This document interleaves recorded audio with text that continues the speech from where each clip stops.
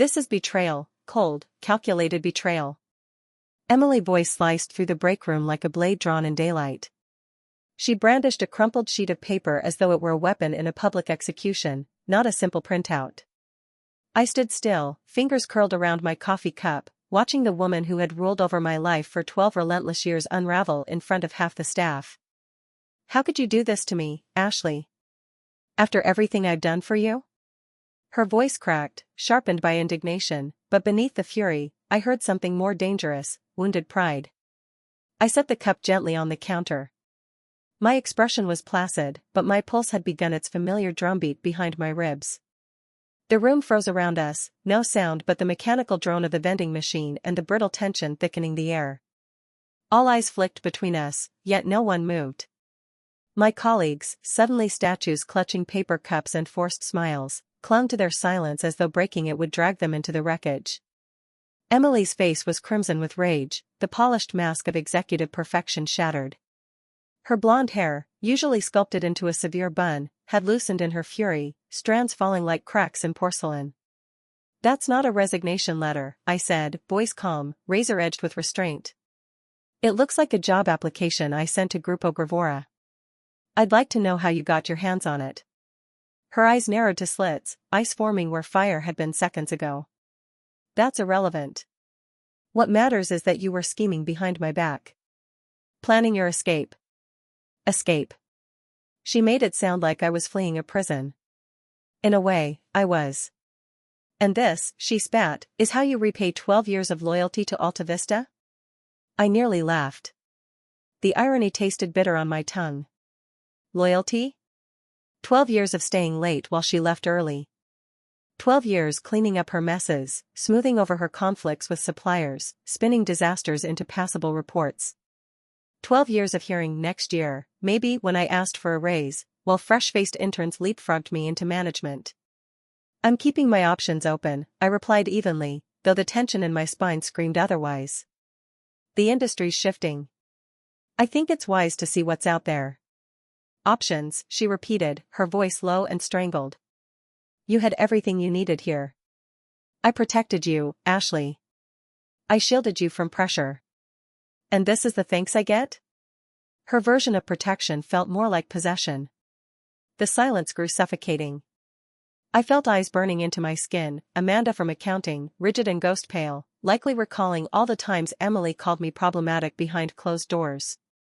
I think we should take this to your office, I said quietly, not to salvage dignity, I'd lost that long ago, but to stop this spectacle from morphing into something irreversible. But Emily was past caring. No. She turned to the room, voice rising. They should all hear this. They deserve to know who you really are, ungrateful, scheming, disloyal. There it was, the venom beneath the velvet. Something shifted inside me. Cold, sharp, and final. This wasn't about a job application. This was about dominance. About control slipping through her manicured fingers. And in that moment, it hit me, the cruel, crystalline truth I'd been too blind to see. She wasn't afraid of losing me. She was terrified because she knew she couldn't function without me. That realization landed like a stone in my gut. Years of buried resentment cracked open, years of silence screaming to be heard. My name is Ashley. I'm 45. For over a decade, I've served as senior logistics coordinator at Alta Vista SA, a mid-tier textile distribution company tucked into the outskirts of Monterey. When I started, I was 33, freshly divorced, desperate for something solid. I thought I'd found it, a steady paycheck, benefits, a ladder I could climb one patient rung at a time. Emily hired me herself. She was 38 then, sharp, charismatic, the kind of woman who could command a boardroom with a glance. She promised vision, growth, collaboration. I believed her. In those early years, we were a team. She praised my meticulousness, my ability to untangle supplier disputes no one else dared touch. I believed we were building something together, an empire of shared success. But I see it clearly now. It was never partnership. It was servitude masquerading as opportunity. And now, as I stood in that break room, coffee forgotten, coworkers silent, Emily trembling with humiliation, I realized something else. This wasn't the climax. This was only the prelude. There would be a reckoning. Because betrayal cuts both ways. And I had debts to settle. We called it a team. For a while, it even felt like one. Those first years were a breath of clarity in the fog of my post-divorce chaos. I immersed myself in the rhythms of supply chains, learned the unwritten codes of negotiation, and forged connections with key suppliers that transformed our operations from passable to precise. And the results spoke for themselves. Or at least, they would have, if anyone had been listening to me.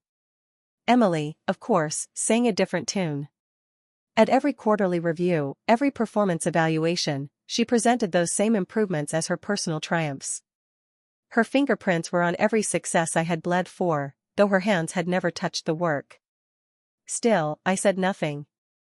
I told myself it was part of the game, the natural order of office survival. I wasn't here for applause, I was here to rebuild my life, to cling to something dependable. I foolishly believed that one day, merit would matter. But by the 5th year, the illusion began to rot. Emily changed. She became possessive, like a queen guarding her crumbling throne. Suddenly, every email I sent to clients had to pass through her hands. She insisted on being copied on everything. Even internal memos. She scrutinized my wording, my tone, my choices, thinly veiled paranoia disguised as oversight. When I proposed process upgrades, ideas born of long hours and real-world problem-solving, she'd smile politely, nod as if listening, and weeks later, present my ideas to senior management, diluted and rebranded under her name. She didn't just steal credit. She repackaged it, erasing me from the narrative entirely. I kept quiet longer than I should have. It wasn't until year 6 that I gathered the courage to ask for what I had earned. I had just renegotiated a major contract, slashing costs and securing a deal that saved the company nearly 3 million pesos annually. I prepared a data-driven pitch, mapped out key outcomes, and requested a formal meeting. Emily heard me out with a practiced expression of concern, hands folded, eyes unreadable. "Ashley," she said later, summoning me to her glass-walled office. "I pushed for you. Hard. But they say there's no room in the budget. Maybe next cycle." Her voice was soft. Almost maternal. I nodded, disappointment pulsing in my throat, but I told myself the same tired lie, next time. The economy was sluggish. The market was uncertain. And besides, maybe I hadn't done enough. So I tried harder. The following year, disaster struck, our main warehouse flooded after a freak storm. Shipments were at risk. Inventory ruined. The entire supply chain teetered on collapse. While Emily paced and panicked, I moved. I called in favors, rerouted deliveries, coordinated emergency storage. Not one delivery was missed. Not one contract breached. I saved us, quietly, efficiently. Again, I asked for a raise. Again, she offered sympathy wrapped in excuses. Corporate limitations. Internal reviews. "We'll revisit this next quarter." But this time, something didn't add up. Her eyes darted too much. Her voice was too rehearsed. And then, 2 months later, Donald from accounting, absent-mindedly stirring sugar into his coffee, dropped a bomb. "Crazy, right?" he said. "Emily's promotion. And that raise, massive. General manager of ops now. Deserved, I guess, with all that growth." I smiled. Or tried to. But my insides twisted into something black and bitter. Growth? Raises? That night, I stayed late. The office emptied. The fluorescent lights buzzed overhead. I opened spreadsheets, shipment records, payment logs. I wasn't supposed to dig this deep, but I had keys. Access. Memory. Piece by piece, the truth took shape. Alta Vista wasn't struggling. It was thriving.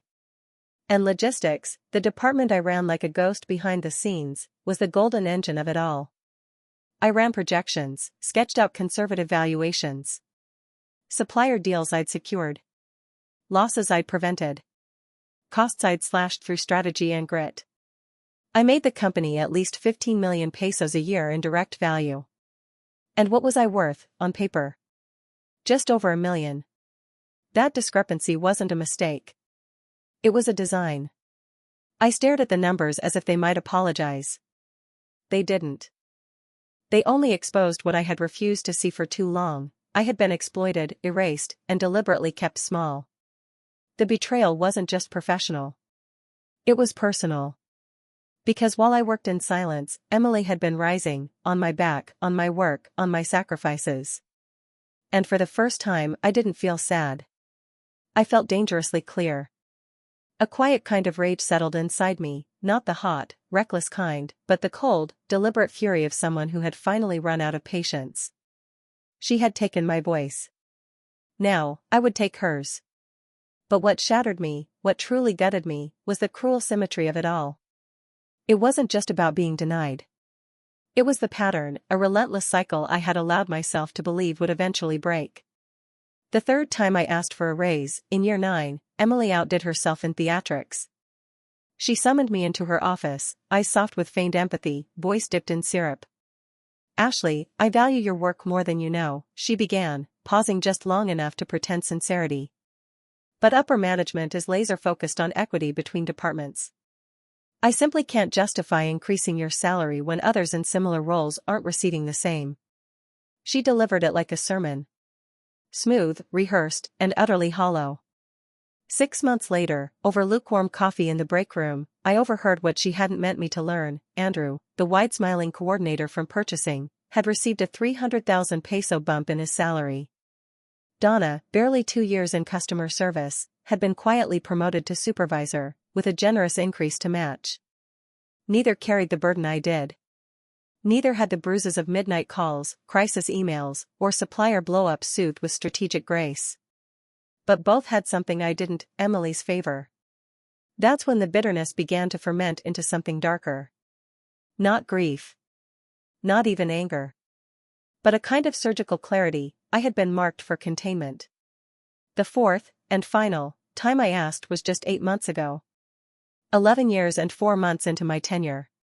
By then, I had single-handedly led the implementation of a new warehouse management system, trained 3 new hires into high-performing coordinators, and sustained a 97% satisfaction rate with our top-tier suppliers. This time, I came prepared for battle. I built a presentation that could have stood up to an audit, detailed financial impacts, benchmark salary data, and projections that demonstrated how much I had saved the company over the past decade. She didn't even let me finish. "Ashley," she said, voice clipped, hands folded on her pristine desk, "I've indulged these conversations long enough. Your salary is consistent with the parameters for your role. If you persist in focusing on raises that don't align with internal policy, you risk damaging your own growth. I suggest you redirect your energy, perhaps towards skill expansion rather than financial demands." Skill expansion. As though I had done nothing but warm a chair for over a decade. I left her office without a word, drove home through the thick, anonymous night, and unlocked my apartment with a calm I didn't recognize. No tears. No anger. Just a new kind of resolve, steel-edged and unfamiliar. That night, for the first time in over 10 years, I opened my resume. I wasn't angry, not yet. I was determined. If Emily couldn't see the value in what I offered, I'd find someone who could. What I didn't expect was how quickly that someone would appear. Just 3 months later, an unexpected message blinked in my LinkedIn inbox. Grupo Gravora. Their tone was formal but unmistakably intentional. They were seeking a director of logistics for their East Coast operations. My background, especially in luxury goods and high-stakes distribution, had drawn their attention. The salary range alone was nearly double what I was earning. I should have felt elated. Vindicated. Triumphant. Instead, a strange ache settled in my chest, a cocktail of pride and grief. Here it was, the proof. Everything I had been told was impossible, everything I'd been denied for over a decade, someone else saw it clearly, instantly, without hesitation. And that validation, that cold beam of truth, carried its own pain. It exposed how many years I'd wasted listening to lies dressed as guidance. From the very first interview, Gravora was different. They didn't ask for hollow buzzwords or meaningless hypotheticals. They drilled into real problems. Supplier crises. Port delays. Systems integration. They wanted solutions, strategy, insight. They wanted me. Betty, the hiring manager, had done her homework. She quoted contracts I'd brokered 6 years ago. Asked thoughtful questions about the crisis logistics I managed during the warehouse flood. She referenced savings I'd initiated that even our CFO had overlooked. In our second round of interviews, Betty said, her voice clear and confident, I was already convinced. But after speaking with a few suppliers, it was clear, you're the one. You're not just competent. You're trusted. That kind of reputation is earned. Trusted. A word I hadn't heard from Emily's mouth in years. She never acknowledged the delicate diplomacy required to keep clients loyal. If anything, she seemed increasingly threatened by the fact that suppliers preferred to speak with me directly. Her ego couldn't bear it. And now, that oversight would cost her. 2 weeks later, the offer arrived. Senior Director of Logistics Operations. Annual salary, $1. 7 million pesos. Full benefits. And a direct path to the executive board. I stared at that email for 10 full minutes. It wasn't the number. It was what it symbolized. Proof. Freedom. A door I had pried open with bloodied fingers. But I didn't accept it right away. Not because I doubted. But because I needed to plan my exit carefully. Some debts are not paid in silence. And some wounds demand closure, loud, public, undeniable closure. 12 years is a long time to invest in a place. In a person. And despite the accumulated slights, the quiet humiliations, the years of being overlooked, part of me still felt I owed Emily, and Distribution's Alta Vista, one final gesture. Call it professional courtesy. Or the last gasp of hope. Maybe it was naivete clinging to the idea that people change when faced with consequences. So I asked for a meeting. A real one. Behind a closed door, away from the sterile glances of the break room. I've been thinking about my future here, I began, carefully measuring my tone. I'd like to discuss opportunities for growth. Emily didn't even bother to lift her eyes from her laptop. Ashley, we've had this conversation. Your position is key to the team, and your compensation is in line with your responsibilities. I hesitated only for a moment. Then. Actually, I've received an offer from another company. A senior director position. With significantly better compensation. That made her look up. Slowly. Her eyes flickered, panic, perhaps. Surprise. Then the shutters dropped. I see, she said. Voice clipped. And you think that's appropriate? Using an external offer to pressure your current employer? The accusation landed like a slap. I blinked, stunned not by her words, but by how reflexively cruel they were. I'm not pressuring anyone, I said, my voice cool. I'm offering the company a chance to retain someone who's contributed significantly to its success. She scoffed. Actually scoffed. Contributed? Her voice rose, brittle and scornful. Ashley, you do your job. You follow the procedures I built. You maintain relationships that I established. You're good, but don't delude yourself. You're not irreplaceable. 12 years collapsed in a single blow. The late nights. The crisis control. The quiet sacrifices made in the name of loyalty. And this was her truth. A wave of calm washed over me, not the fragile calm of denial, but the final stillness before something dies. I understand, I said quietly. I appreciate your honesty. She must have sensed the shift in my voice, because she leaned in, softening her tone. Ashley, don't let yourself be seduced by promises from headhunters. These companies throw big numbers around to lure people away, and then they downsize the moment things get tough. You're safe here. You have stability. Stability. At 60% below market rate, shackled under someone who viewed me as replaceable. The irony bloomed in my chest like a bruise. I'll think about it, I said. That night, I didn't hesitate. I called Betty and formally accepted Gravora's offer. And it was during the 2 weeks of my notice period that everything shifted. That's when revenge stopped being a vague shadow and took on shape, color, and teeth. Betty shared with me a segment of their current portfolio, clients, contracts, and prospects. I was skimming the list when three names jumped out and wrapped their cold hands around my spine. Manufacturers Costera. Textiles Pino Alto. Tila's Morrison. I froze. These weren't just any accounts. These were giants, long-standing clients of Alta Vista, with contracts worth millions annually. And all three, Betty explained, were looking for new partnerships. They've been growing increasingly dissatisfied, she said during my first week. Delays, communication breakdowns, and a lack of responsiveness. They want to move, but they're cautious. Their current supplier has history. Familiarity. Knows their internal workflows. I didn't say a word. But inside, something clicked. Knows them? I knew them. Intimately. I had built those relationships. I had negotiated those contracts. I had studied their delivery cycles like a second language. I knew when Pino Alto needed rush orders before Fashion Week, when Costera required flexible shipments around hurricane season, and when Tila's Morrison's quality audits landed. How long have they been considering leaving? I asked, my voice tight with restraint. Tila's Morrison's been vocal for 6 months, Betty said. Costera is tired of being told no on customized requests. Pino Alto wants a partner who aligns with their sustainability goals. Their current supplier is failing them on all fronts.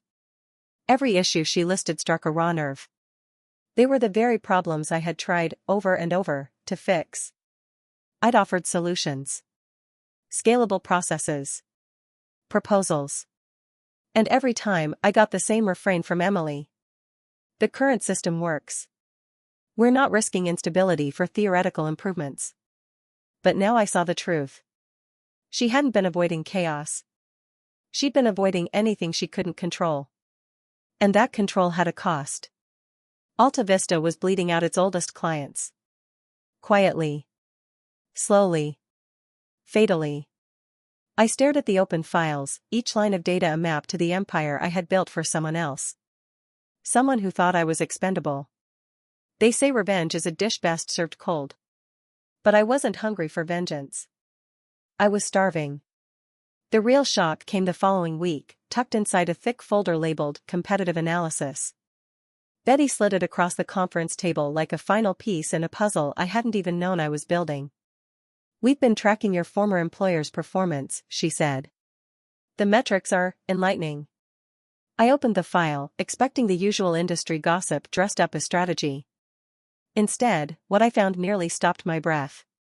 Alta Vista's delivery performance had plummeted, down 23% over the last 2 years. Customer satisfaction ratings had nosedived across nearly every key account. Worse still, 3 major clients had terminated contracts within the last 6 months. How did you get this? I asked, flipping through the data, stunned by the precision. Betty smiled, calm, composed, and just a touch amused. Suppliers talk. Carriers whisper. Brokers compare notes over lunch. This industry is smaller than people think. Reputation is everything, and Alta Vista's is in freefall. I sat back in my chair, the weight of it all pressing into me. All those complaints I had absorbed silently. All the fires I had put out behind closed doors, never asking for praise, just trying to keep the machine running. And now, without me to seal the cracks, the foundation was crumbling. It was almost too easy. Almost. That night, I stared at my phone for a long time before dialing a number I knew by heart. Mark. Tila's Morrison's operations director. We had worked together for nearly 8 years. He answered on the first ring. Ashley. I heard you moved to Gravora. Congratulations. Thanks, Mark, I said, forcing composure into my voice. I'm settling in. But I understand you've had challenges lately. A pause. Then. That's putting it mildly. His voice was tight, weary. Since you left, everything's gone sideways. Shipments are late. No one gives straight answers. And the new account manager, he's just not equipped.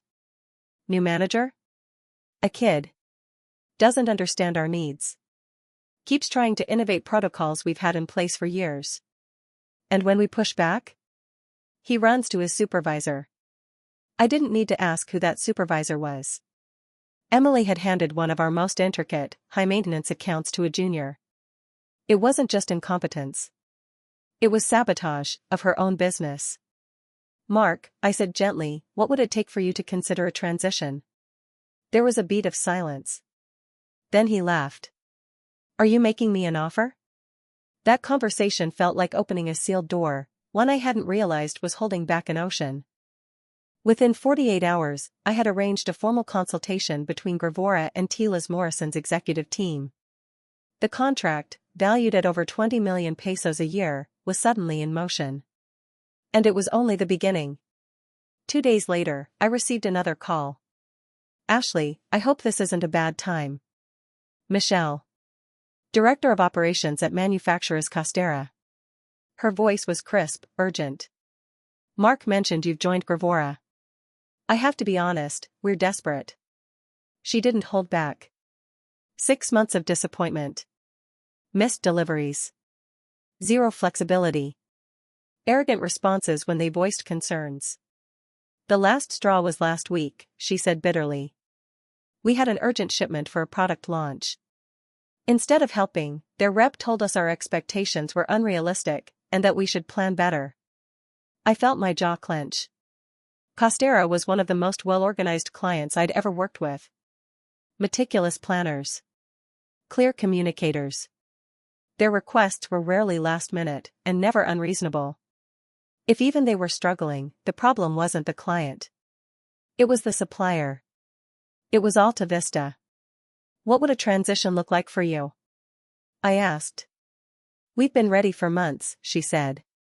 But we couldn't make a move without knowing who we'd be dealing with. With you at Gravora, that worry disappears. That phrase rang in my ears, that worry disappears. I'd spent 12 years being made to feel invisible. Disposable. Replaceable. But now, my presence alone was enough to secure a multi-million peso contract. This wasn't just vindication. This was precision retaliation, a quiet storm I'd never planned, but had been preparing for all along. Emily had underestimated me. She'd bet on my silence. My loyalty. My exhaustion. But she'd forgotten one thing. When you spend years putting out fires, you learn exactly where to light the match. The third call came from Amanda at Textiles Pino Alto. Her message cut straight to the heart of it. Ashley, we're terminating our contract with Alta Vista effective next month. Their environmental reports are contradictory, and their supposed sustainability initiatives? Pure fiction. We no longer trust their team. Are you interested in taking over our logistics? I sat in my new office, phone in hand, staring at the screen like it might shatter into light. 3 of Alta Vista's largest clients weren't just unhappy. They were ready, eager, to follow me to Gravora. Together, their contracts were worth over 60 million pesos annually. When I presented the opportunity to Betty, she could barely contain her elation. This changes everything, she said, scanning the numbers. These transitions position us as a regional force. People will take notice. And yet, underneath the rush of triumph, something unexpected stirred. Guilt. Not because I'd poached the clients, I hadn't. But because everything I'd poured myself into over 12 years was unraveling in mere weeks. These accounts weren't leaving out of loyalty to me. They were running, fleeing the dysfunction I had once managed to hide. But the guilt evaporated as fast as it came. I remembered Emily's words, cut into my memory like inscriptions on stone. You just follow the processes I created. The relationships? I built those. She had always believed that I was merely an extension of her. A replaceable cog in her machine. Now, the irony was bitter and brilliant. The machine had collapsed without its ghost operator. For the next several days, Betty and I drafted transition plans with surgical focus. The Gravora operations team was electric with momentum. I hadn't felt this alive in years. Not because of the money. Not even because of the promotion. But because of what was coming. The real satisfaction lived in a moment I had imagined too many times. Monday morning. 9:15 a.m. 3 certified envelopes would arrive at Alta Vista's corporate office, signed and sealed. Betty arranged the delivery with military precision. Each letter carried the same devastating payload. Formal contract termination due to service failures. Effective immediately. New provider, Grupo Gravora. Telas Morrison. Costera. Pino Alto. 3 detonations. I could see her now, Emily, at her glass desk, opening envelope after envelope, watching her empire dissolve between trembling fingers. By 10:30 a.m., my phone rang. The caller ID flashed her name like a ghost that refused to stay buried. Ashley, we need to talk. Her voice was taut, strained, like someone clinging to the edge of a cliff. Hello, Emily. How can I help you? Don't play games, she snapped. You took our clients. This is corporate sabotage. We will take legal action if we must. I nearly laughed. The desperation was palpable, bitter in its hypocrisy. Emily, I didn't take anyone. These clients reached out to Gravora because they're dissatisfied. Maybe the question isn't what I did, but what you didn't. Silence. Long enough to stretch into something awkward. Almost mournful. Then her tone changed. Softened. Ashley, these clients have been with us for years. We can fix this. Talk to them. Please. Convince them to reconsider. Help us make it right. She didn't hear how absurd she sounded. You want me to save the clients your team mismanaged? The same clients I was accused of manipulating? After you dismissed 12 years of sacrifice as just doing my job? A pause. Then a voice I barely recognized, small, cracking at the edges. Ashley. I made mistakes. We both know that. Maybe we can work something out. I didn't raise my voice. I didn't gloat. I'm afraid that's not possible. My loyalty now is with Gravora. And with that, I hung up. Not in anger. Not even with satisfaction. But with clarity. She had gambled on my silence. My obedience. My fear. And now, she was left with the ruins of what I'd once held together with nothing but grit and loyalty. By Wednesday, the full extent of Alta Vista's collapse was already circulating in the industry. Betty's network lit up with updates, staff walkouts, missed deliveries, senior-level panic. A client audit had triggered a compliance review. Emily was scrambling.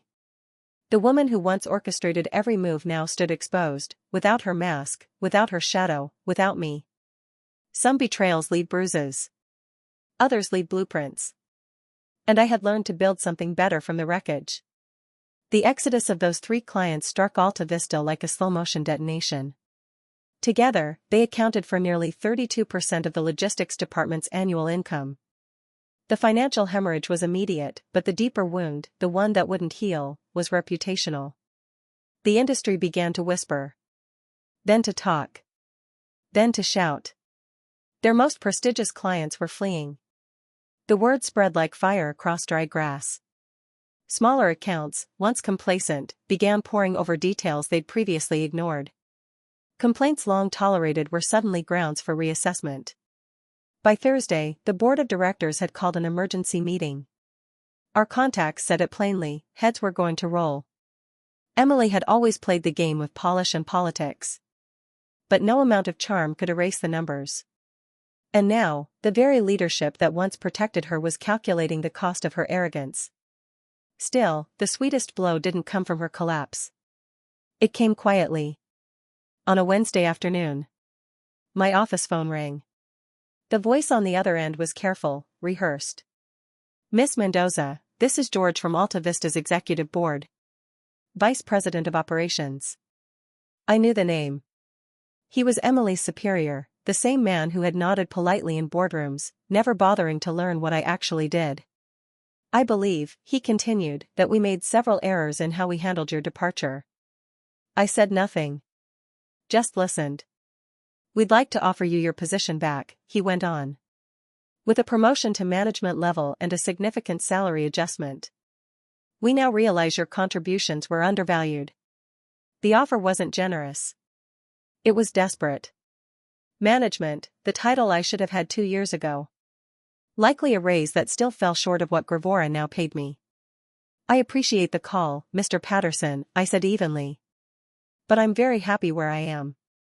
He pushed, the way executives do when they're afraid. We're open to adjusting both salary and responsibilities. There's a great deal of flexibility here, if you reconsider. My answer is final. And I hung up. There was no dramatic pause. No smug smile. Only a quiet, absolute clarity.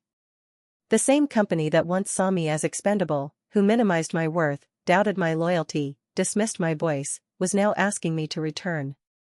Not because they had changed, but because they finally felt the void I had left behind. That was the moment it all crystallized. Revenge doesn't always wear sharp teeth or draw blood. Sometimes, it's as simple as absence. As powerful as letting someone feel, really feel, the weight of consequences without your hands there to catch the falling pieces. Emily, the woman who had spent years obstructing my growth, was now standing alone in a room full of smoke and broken glass. And this time I wasn't going to be the one putting out the fire. As I looked back on everything that had unraveled so precisely, so poetically, I realized something. The strongest form of retaliation isn't destruction.